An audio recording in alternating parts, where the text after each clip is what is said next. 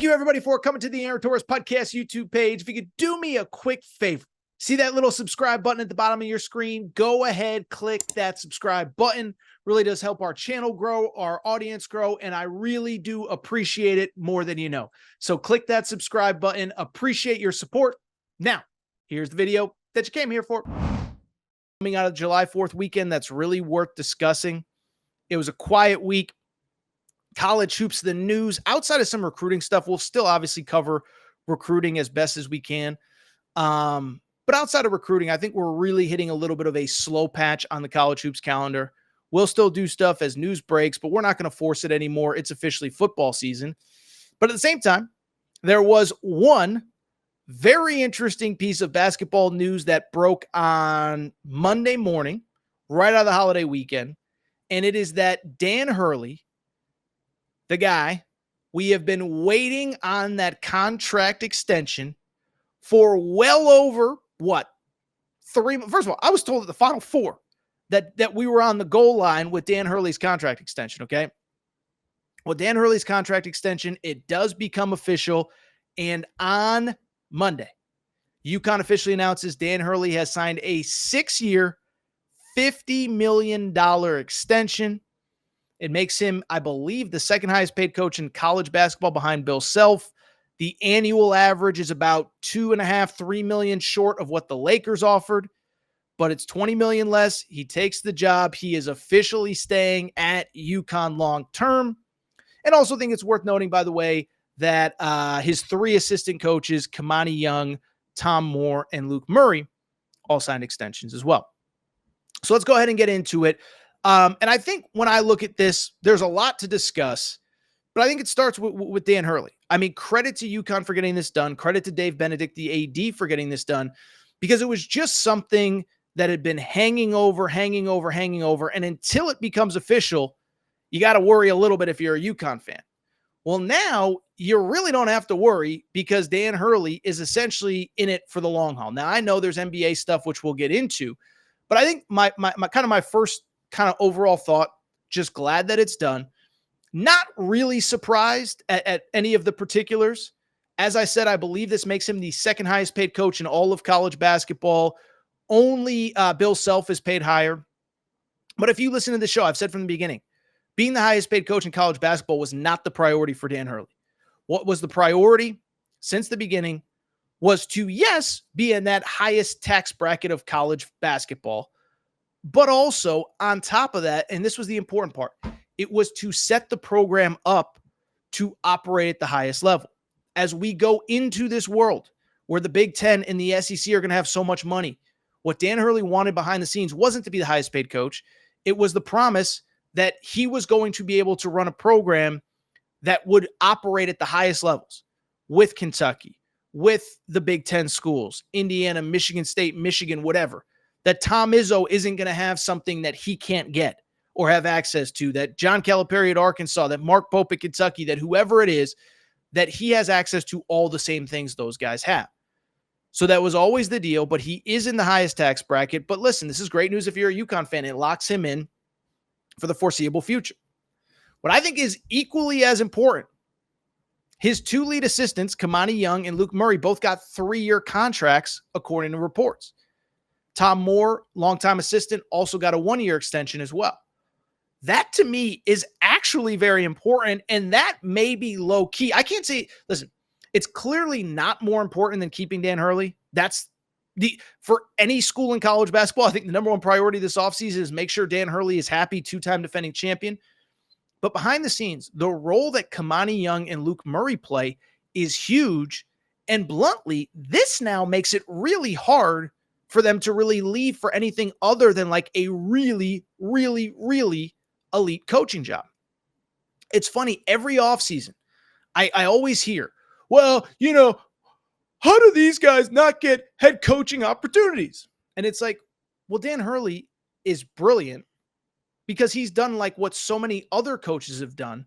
I think he's probably sacrificed a little of his own salary to make sure that his assistants are well taken care of. And so now you have 2 assistant coaches that my guess would be they're paid about as well as any assistants in college basketball.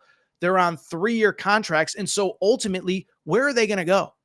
My guess is they're both making high 6 figures, low 7 figures.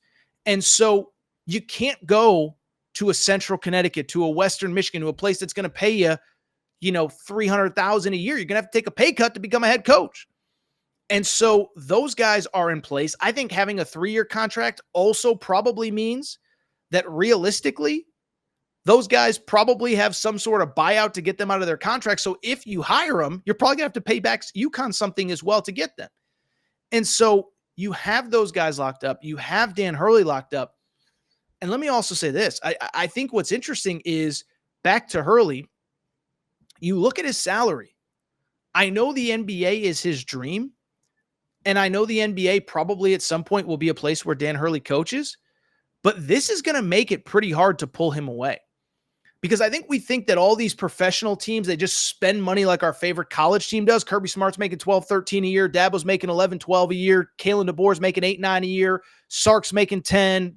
Mike Norvell's making 9 or 10. Professional contracts, especially in the NBA, aren't really like that.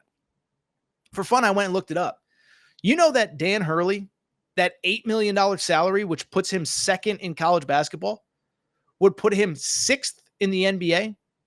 There's only 5 coaches that make more than him. Now, the ones that do make a lot. Steve Kerr makes like 17 and change. Greg Popovich makes a ton. Ty Lue in the Clippers makes like 12, 13 million a year. But there are, 25, 26 NBA head coaches that are making less than Dan Hurley.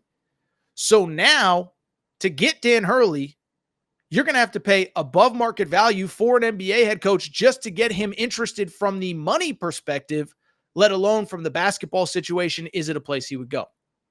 And so if you're a UConn fan, I think that's the low key, the most interesting part, is that this is now a contract that makes it that much harder for NBA teams to get him. Now, again, if somebody wants him bad enough, they can offer the $15, $20 million a year contract. They can offer to double his salary. But all of a sudden, you're talking about putting him in a pay grade that is, there aren't very many NBA teams quite like that. And so when I think about UConn, listen, we did our UConn, our off-season grade with UConn a few days ago.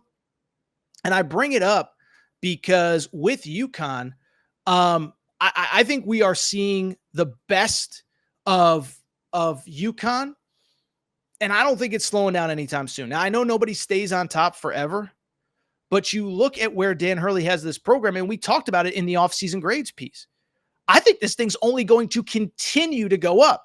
Now, listen, you can't sit here and say that he's going to have a team next year or in 2 years or in 5 years better than this 2024 championship squad, because that team was historically great, at least by UConn standards, 37-3, 1 loss all season when they had their full roster of players. But at the same time, you start looking at how recruiting's going right now. The fact that basically UConn is now at the point where they're not really recruiting as much as hand-selecting players. Liam McNeely, we talked about it a few days ago. When he committed the first time out of high school, committed to Indiana over Kansas, UConn wasn't really in the mix. Decommits from Indiana a few months later, all of a sudden UConn gets him. It speaks to how quickly the brand grew and how this is now a school that can get pretty much anybody they want if they seriously pursue them. Malik Thomas, 5-star, saw over the weekend. Rivals.com said they would be stunned if anyone other than UConn landed him. 5-star guard. Some of the other recruits in the class of 2025, Nate Ament, the big kid from Virginia, the big kid from New Orleans. It seems like all these kids, if UConn goes after them, they're in the mix. And so I don't want to sit here and say it's going to be better than back-to-back national championships in a historically great season. But when I look at where UConn is, I think this is only the beginning. I think this staff is probably together a minimum of another year to 2 at minimum and maybe longer. I think this contract makes it that much harder to get Dan Hurley to leave even for an NBA job. I think it already has officially eliminated any other college job. He wouldn't even take a phone call from Kentucky. If he's not taking a phone call from Kentucky, he's not going anywhere in college. But now, I don't think he's going anywhere. And I think if you're a UConn fan, you should be really, really, really excited because it is a great time to be a Husky. I just don't think this thing is slowing down anytime soon. I don't think it's slowing down anytime soon. Doesn't mean they're going to win the national championship. Doesn't mean that even next year I'd probably have Alabama and Kansas ahead of them. But Doesn't change the fact UConn is here to stay.